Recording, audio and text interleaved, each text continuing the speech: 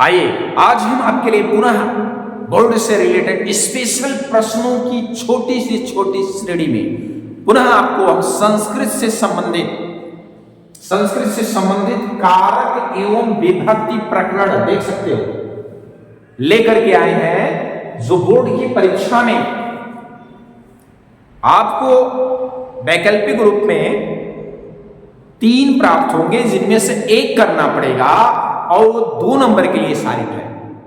कितने मिलेंगे? 3 मिलेंगे, उनमें से 1 करना पड़ेगा और उसमें कारक और विभक्ति सूत्र का एकदम उल्लेख करके। तो आइए देखते हैं अब वो प्रश्न कैसे पूछेगा। बोर्ड के पेपर में आपको प्रश्न ऐसे दे देगा 3, हमने तो यहां 5 दिया है आपको समझाने के लिए। इसके लिए कारक सूत्र प्रकरण आप अपने टीचर अध्यापक से कंप्लीटली पढ़िए। हम तो यहां ये 5 एग्जाम्पल के थ्रू आपको कुछ सूत्र को पढ़ाएंगे, और अगर आपको वीडियो पसंद आती है तो आप कमेंट करते हैं तो हम आपको पूरे सूत्र का भी निगमन करा सकते हैं। खैर यहां पे अभी केवल सिर्फ ये 5। तो देखिए प्रश्न आपको इस भांति ही देगा, इस तरह देगा। कैसे? वृक्षात् पत्राणि पतन्ति। नीचे वृक्ष के देख सकते हैं आरेख खींच देगा, रेखांकन यानी उस सेंटेंस के नीचे रेखांकित कर देगा और आपसे पूछेगा कि कारक विभक्ति और सूत्र का उल्लेख करें किसी एक का। कितने का? किसी एक का। तो आप देखिए अब हम समझाते हैं आपको लिखना कैसा है पेपर में। वो क्या है प्रश्न? वृक्षात् पत्राणि पतन्ति। तो आंसर में आपको लिखना क्या है, यही से हम आपको समझा दे रहे हैं। देखिए आप समझ सकते हैं, अगर आपको बालक का रूप याद होगा तो ये बालक में आप समझ सकते हैं कि वृक्ष से वृक्षात् पंचमी विभक्ति में बना है कि नहीं? लेकिन ये इसके सूत्र को भी एक्सप्लेन करना है, क्योंकि यहां बोलता है वृक्षात्, वृक्ष से, पत्राणि पत्ते, पतन्ति माने गिरते हैं, अर्थात वृक्ष से या वृक्ष या किसी पिंड से कोई वस्तु या किसी जगह से कोई अलग वस्तु अलग होती है या हटती है तो उसमें एक सूत्र है। सूत्र क्या है? ध्रुवम पाए अपादाने पंचमी। इस सूत्रानुसार इसमें अपादाने पंचमी विभक्ति के अनुसार इस वृक्षात् में पंचमी विभक्ति लगी है। कौन सी विभक्ति? पंचमी। तो आपको एक्सप्लेन करना है इसको अच्छे से। क्या? पूरे सूत्र को ध्रुवम, क्या? ध्रुवम पाए अपादान, अपादानम, ये सूत्र है। इसी सूत्र का एक्सप्लेन करना है। ध्रुवम पाए अपादानम अपादाने पंचमी, अपादाने पंचमी। सूत्र के अनुसार या सूत्रानुसार क्या कहेंगे? वृक्षात् में लिख देंगे वृक्षात् में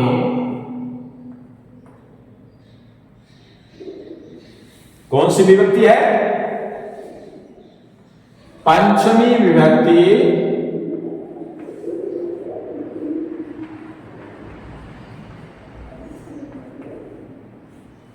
और कौन सी कारक? अपादान कारक है। ये इतना आपको एक्सप्लेन करना है,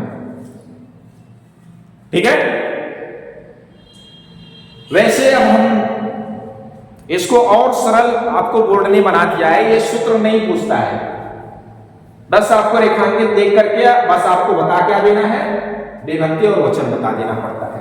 शायद ऐसा है, नए आपके सिलेबस में ऐसा ही बनाया है। खैर हम आपको पुराना सिलेबस से भी दिखा दे रहे हैं या नए, अगर आपको सूत्र एक्सप्लेनेशन अगर कहता है तो इससे कर लीजिएगा। अगर केवल विभक्ति प्रकरण पूछता है यानी विभक्ति पूछता है विभक्ति, तो आप विभक्ति बता देंगे। दूसरा आपको देखना है, मोहनः कन्दुकेन क्रीडति, मोहन गेंद से खेलता है। अच्छा, कोई साधन हो जिसके थ्रू कोई आना जाना, खेलना, उठना, बैठना, पीना, इस तरह का इंडिकेटर हो तो साधन होता है किसी कैंडिडेट या व्यक्ति के लिए। तो एक सूत्र है, साधकतम करणम कर्ति करणयोस्त तृतीया। क्या लिखेंगे? साधकतम करणम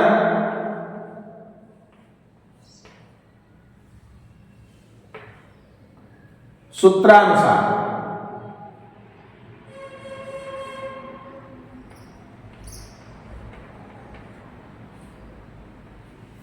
जिस किसी साधन के स्वरूप किसी कार्य का अगर संपादन किया जाता हो जिस साधन से, तो उसमें ये साधकतम करणम सूत्रानुसार इस कन्दुकेन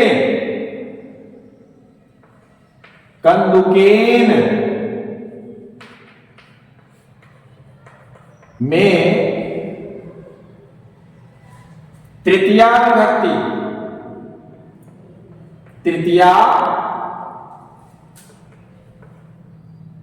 विभक्ति का प्रयोग हुआ है, ऐसा लिख दीजिए।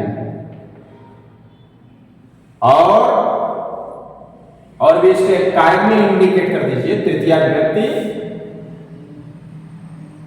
और करण कारक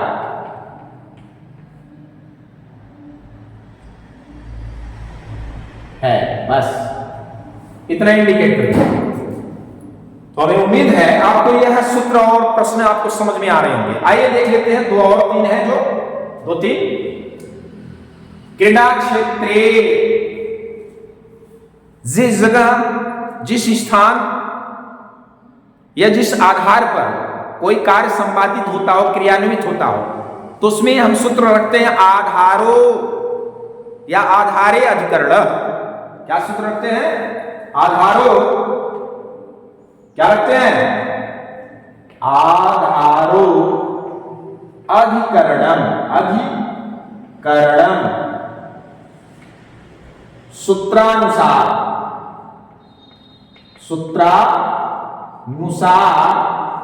क्या? क्रीडा क्षेत्रे, माने क्रीडा क्षेत्र में, इस शब्द में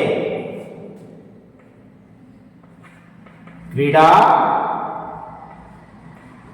क्षेत्रे शब्द में क्या?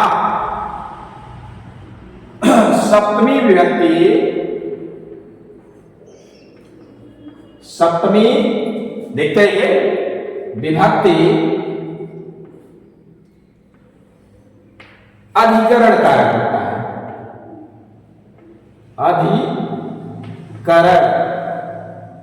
कारक होता है।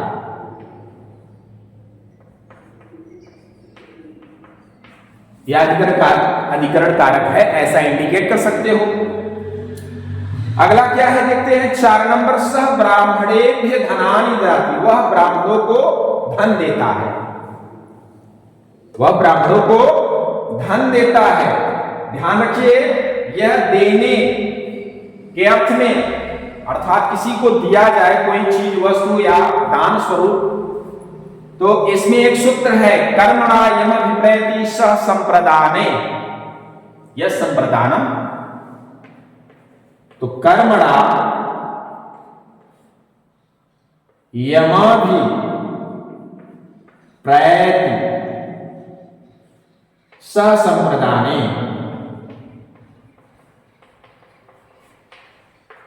सूत्रानुसार किसमें? ब्राह्मणेभ्य में, ब्राह्मणेभ्य में चतुर्थी विभक्ति संप्रदान कारक होती है, संप्रदान कारक होती है या कारक है। शॉर्टकट में लिख लीजिए। लास्ट की तरफ चलते हैं। गणेशाय नमः। क्या है? गणेशाय नमः। ये सूत्र है। क्या सूत्र है ये? नमः स्वस्ति स्वाहा स्वधा। नमः स्वस्ति स्वाहा स्वधा वखड़ योगाच्य अलम, ये एक सूत्र है। और इस सूत्रानुसार इस गणेशाय शब्द में चतुर्थी विभक्ति संप्रदान कारक है। तो नमः स्वस्ति स्वाहा स्वधा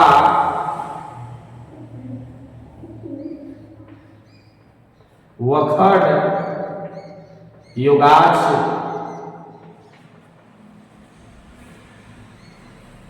ये पूरा एक सूत्र है। सूत्रानुसार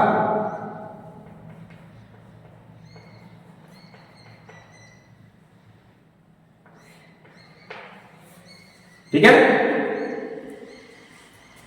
सूत्रानुसार किसमें?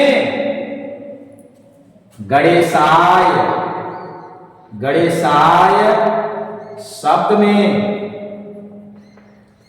चतुर्थी विभक्ति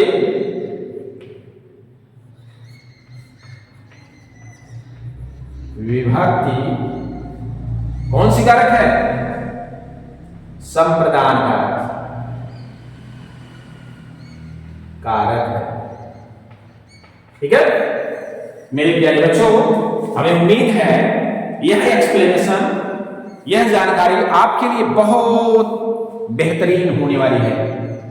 तो हमें उम्मीद है यह वीडियो आपको जरूर पसंद आ रही है। ठीक है। तो अगर वीडियो अच्छी लगती हो, आपको समझदारी आती हो, तो इस वीडियो को लाइक शेयर और सब्सक्राइब करें ताकि अन्य बच्चे भी इसके विषय में जानकारी प्राप्त करें। क्योंकि ऐसे विषय, ऐसे टॉपिक स्कूलों में ज्यादातर स्कूलों में नहीं बतलाए जाते हैं। हम सबके लिए नहीं कर रहे हैं।